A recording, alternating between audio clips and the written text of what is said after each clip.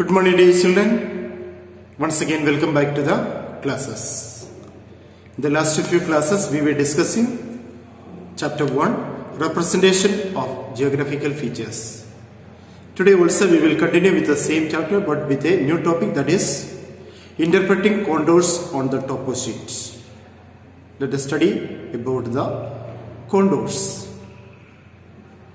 The topographical maps are a composition of visible landscapes comprising both the physical and man-made features. The topographical maps are a combination of both the natural and man-made features. What are the natural features? The natural features include relief, drainage and vegetation, and the man-made features include settlements, triangulated heights, roads and canals. The three-dimensional physical features means the pictures of a mountain or a plateau, etc. are shown by means of contours. The pictures of or the symbols of mountains, plateaus, etc. are shown with the help of contour lines, whereas the human features are shown with the help of conventional signs and symbols. On a topographical maps, the three-dimensional features like mountains, hills or plateaus, etc. are shown with the help of contour lines, and the man-made features are shown with the help of conventional signs and symbols. Now let us study what is the definition of contours. A contour line is an imaginary line joining the places which are at the same height above the sea level. What are contour lines? Contour lines are the imaginary lines which are connecting the places with equal height or elevation from the sea level. Contouring is the most widely used method of showing relief on the map. Contouring is the most important and widely accepted method to show the relief features on a map. The density of the contours show the different slopes of the relief features. The density of or the gap between the contour line will provide us the information about the shape of the land or the slope of the land.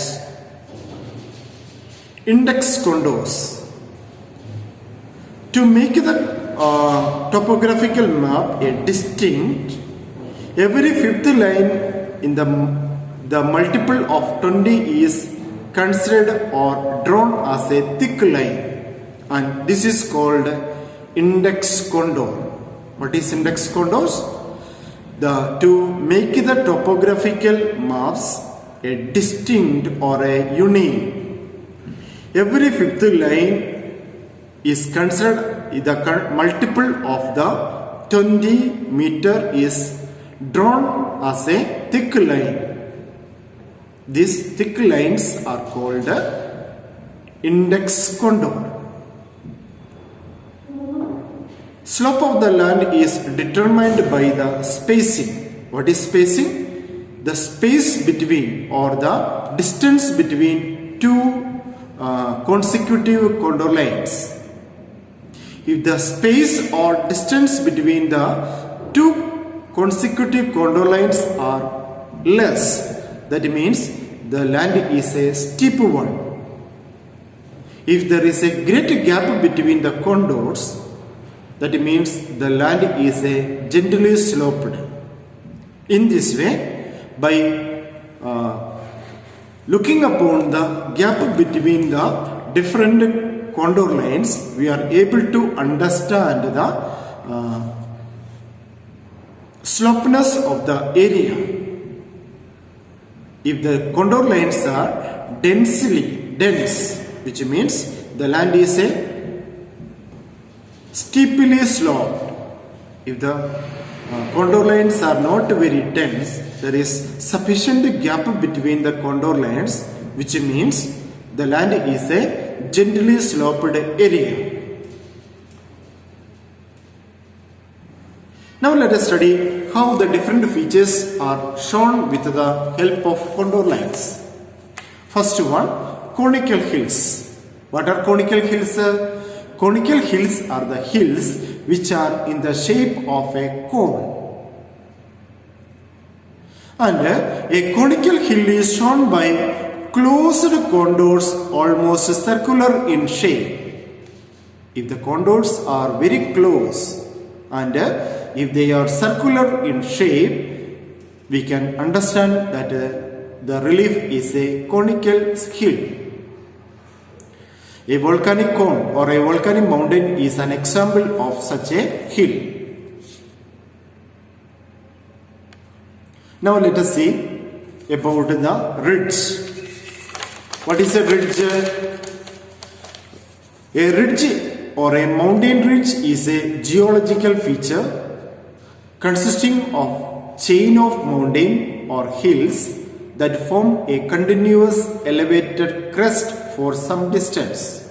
Which means, what is a mountain chain? Mountain chain is a mountain which is consisting of a number of ups and downs, or a number of peaks, consisting of a number of peaks. And ridge is the peak of a mountain. The peak of a mountain. There are a number of ups and downs. Each ups and are considered as the ridge. And the ridges are marked by using the contour lines. That is the end of today's class. Thank you very much for listening to my class. Thank you.